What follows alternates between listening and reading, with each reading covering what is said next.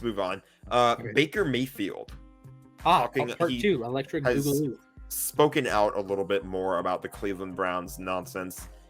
He didn't entirely rule out the possibility of a return, but it seems to insist that the ball is in Cleveland's court. He said that, I don't remember the exact quote, but he said something along the lines of, like, they are the ones that are going to have to start the conversation.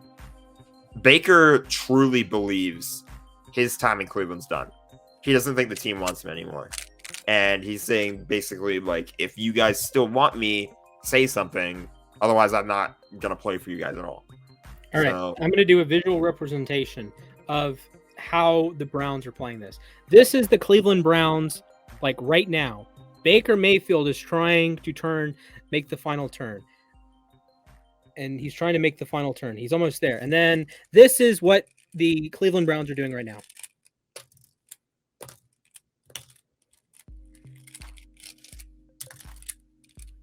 Okay, I don't think you need to keep breaking the Rubik's Cube. We get the point. So this is what the Browns currently have. This is what Baker Mayfield looks like after the Browns have messed with him. He looks like a potato. Look, Baker has been so disrespected by the Browns and Browns fans and Browns press reporters. Everyone associated with the Browns should take a lap. You had a quarterback that in 2018, you drafted him number 1 overall. You said, I trust you with the fate of my franchise. You went 1-31 in 2016 and 2017. 1-31! You won 1 game in 2 years. You draft a quarterback number 1. You're going to be our savior. You come in week 3, drop your nuts on Sam Darnold and the entire New York Jets, say, I was the right pick, and help Tyrod Taylor to have a 500 record with the Browns. But you do that. You go through your rookie season. You are a play away from a winning record with Baker Mayfield in a rookie season after going 1-31 in the last 2 seasons, folks. 2019, disappointment, I get it. 2020, the Cleveland Browns won 11 games. The Cleveland Browns won 11 games. They went from a 1-win team in 2 years in 16-17. They won 7 games in 18, 6 games in 19. They won 11 games. They made the playoffs for the first time in 19 years. They won a playoff game for the first time since the 1990s. The Cleveland Browns had gone so long without a playoff win that they died as a franchise. Baltimore picks up the ashes. Art Modell moves them to Baltimore. The Baltimore Ravens win a Super Bowl with the remnants of the Browns in 2000. They win another Super Bowl, and they win 16 playoff games in the span it took for Cleveland to come back. They win a playoff game with Baker Mayfield at the helm. You drop your nuts on Pittsburgh. You're up 28-0 at the end of the first quarter in that game. You win that game 48-37. Baker Mayfield, a playoff winning quarterback, took his team to the playoffs, to the playoffs, balled out in a playoff game, and he had a lot of swagger in Kansas City the next week. That is an all-timer playoff game that people forget about. A great playoff game. They lose.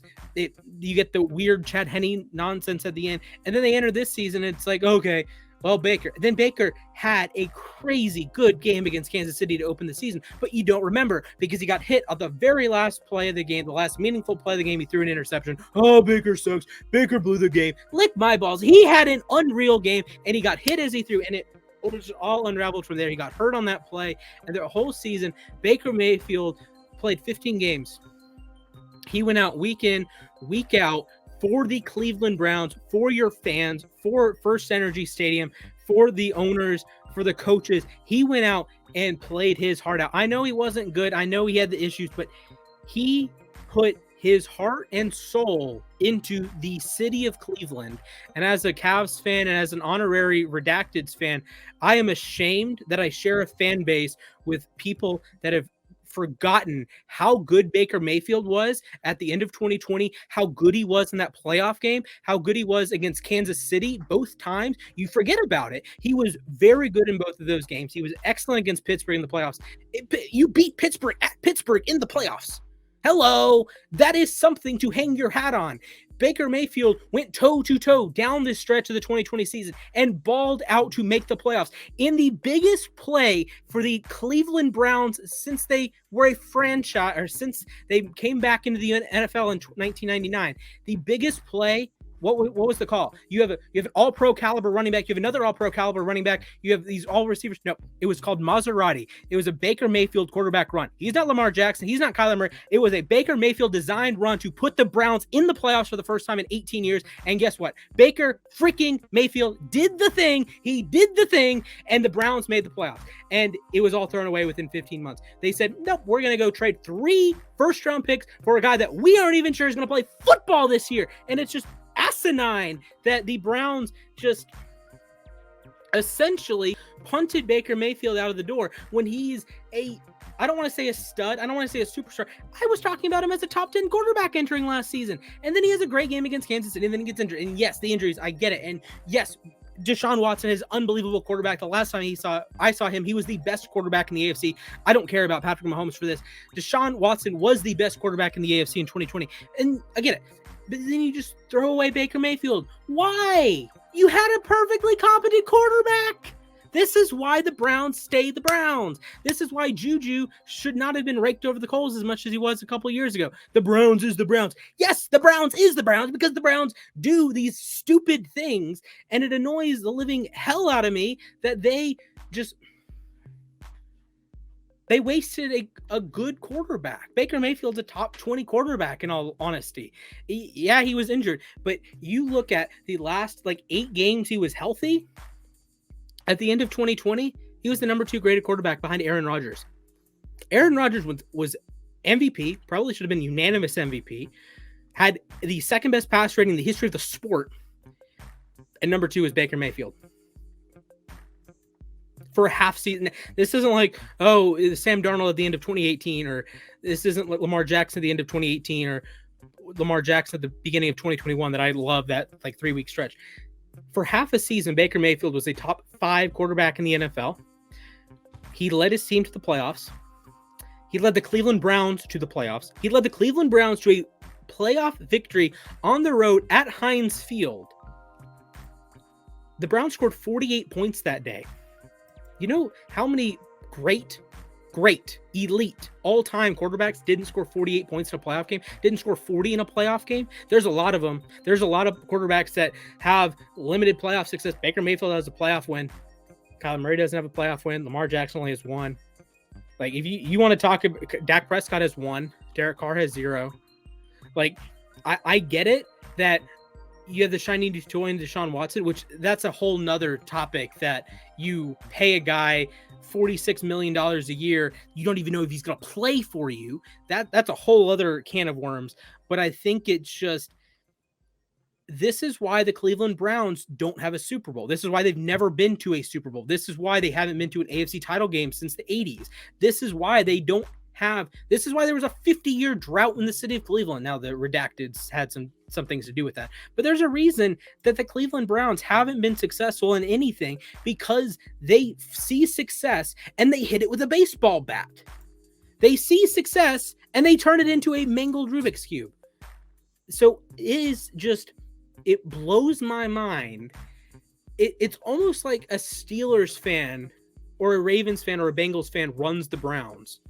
It is like pain amplified to 15. And I share a fan base with a lot of Browns fans.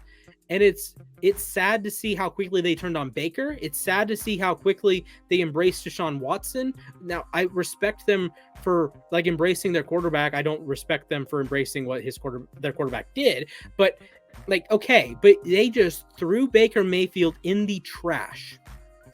And I don't like it. I think Baker has shown he has played at a good NFL quarterback level. He has been a Pro Bowl caliber quarterback in 2 out of the 4 seasons he had a shot in, really. He was very good in 18. He was very good for most of 2020. And it just, I don't want to say it blows my mind because it is the Cleveland Browns, but it is, you're making life way too difficult for you. If you just stuck with Baker Mayfield and said, hey, this year's a wash, he was injured, guess what the Ravens are going to do? This year's a wash. Next year, we're going to be back. Guess what the Bengals did in 2020? This year's a wash. We're going to be back. Guess what the Pittsburgh Steelers did in 2019? This year's a wash. We're going to be back. The other three teams in your division, back to back years, said, all right, year one of this, our quarterback got injured. We have no shot. Welp, this year is done, but that doesn't mean we have to blow it up for the next year. Pittsburgh, 12-4, made it to the playoffs. Cincinnati, the year after the Burrow injury, they went to the bloody Super Bowl. The Cincinnati Bengals went to the Super Bowl. And the Baltimore Ravens, of course, we haven't yet to see what that second year after the injury, but they're running it back. They are saying, Lamar, we trust you. The Bengals said, Burrow, we trust you. Steelers said, Ben, we trust you. The Steelers made back-to-back playoff appearances. The Bengals are favored to win the division. The Ravens are favored to win the division. The Bengals are right behind them. They're favored to make the playoffs. So they decided they took one iota of success, and Browns, the entire Cleveland Browns organization, a lot of their fans, personnel, they said, nope, we're going to pass. You had a shot to win a Super Bowl with Baker Mayfield. I know that seems weird, but you were entering last season as the most talented team in the AFC North, and your quarterback gets injured in week 1. Okay, then things unravel. Jedrick Wills doesn't improve as much as you think he will. The secondary is injured. And I've said it many times, just take as many bites at the apple as you can. If you're a good team, if you're a Super Bowl caliber team with a Super Bowl caliber roster like the Cleveland Browns were last year, I would run it back.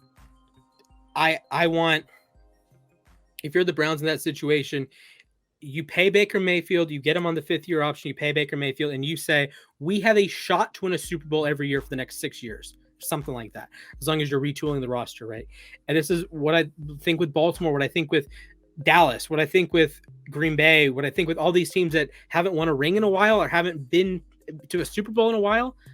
Keep taking bites at the apple. Keep taking chances. And I know that swinging for Deshaun Watson helps you in that regard. And it's like the Rams. Swinging for Matthew Stafford helps in that regard.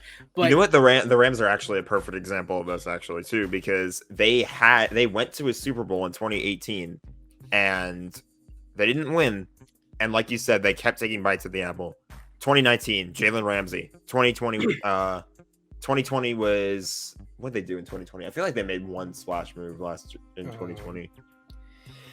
I don't remember. Either way, it doesn't matter because 2021, Matthew Stafford, Odell Beckham Jr., Von Miller, and they do it. Yeah, and I know that you have a core roster that can keep finding ways to compete. You got to keep taking a stab at it. Yeah, and I would argue that the Browns had a quality of roster there, even with Baker Mayfield, and you don't have to.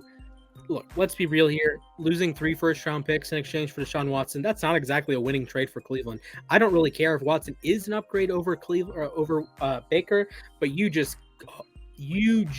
put your franchise into a window. With Baker, I don't think there's your window is a pretty long window, but with Watson, you need one now. Because moving down the line, you're going to have to pay him. Again, you're paying him $46 million a year moving forward. So you lose those 3 first-round picks, which guess what? The Browns have hit on their last couple first-round picks. This is not a usual Cleveland thing. 2017, they drafted an all-pro. 2018, they drafted a good quarterback. They drafted Jedrick Wills, who's been fine. They drafted other guys highly in the draft. They got Jeremiah Owusu-Koramoah in the 2nd round, and he's a top 10 linebacker in the NFL already. So you're the Browns. You're hitting on your draft picks. Why are you doing this trade? I know you're getting an upgrade at quarterback, but the sad thing is is that they almost didn't, because they were told on like the day before the trade or something like that they were out of the running for Deshaun Watson, and by that point Baker Mayfield already believed that he was out the door and had requested a trade. So he could have gone to the Falcons. Deshaun Watson could have gone to the Falcons, and the Browns would still be in this situation. They would have still had Baker Mayfield, but he would have still wanted out because of the way they treated him at the end of this. It's disrespectful. Yeah, and it's just eternally frustrating. Like, I don't like the Browns. I'm never going to be a Browns fan, but it's frustrating when teams with potential just screw it up like that. Do I want to see the Browns win a Super Bowl? No. But as a football fan, I like seeing good football, and the Browns have provided me with my fair share of good football the last couple of years, and that wasn't the case 3 or 4 years ago with Deshaun Kaiser, Johnny Manziel, Brian Hoyer. God.